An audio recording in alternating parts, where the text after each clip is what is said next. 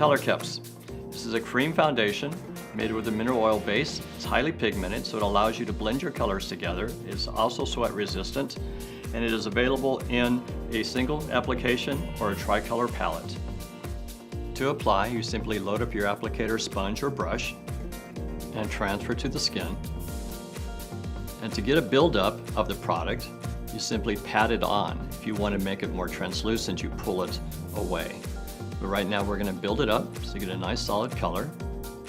For sharp edges, you can use the side of your sponge or you can use your brush to cut it in.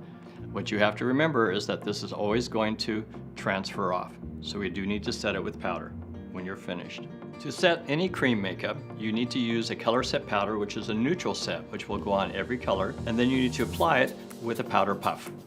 For the purposes of the video, I'm using a flesh colored puff so you can see the powder on the puff. You simply shake a little bit of the powder onto the puff, and if you work it in with your fingers, you get rid of all the lumps. You get a nice even application so that it doesn't fall off as you lift the puff up to your makeup. Press it into any of the cream makeup that is still wet. Because it is oily and creamy, that powder will now absorb that moisture, setting the makeup so it won't transfer off.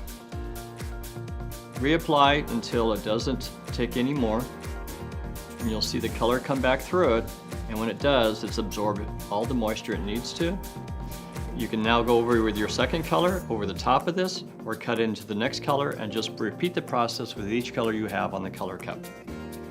When you finish your design and everything is all powdered down, to restore the color and the brightness and to remove some of that powder or haze, you can spray it again with the barrier spray.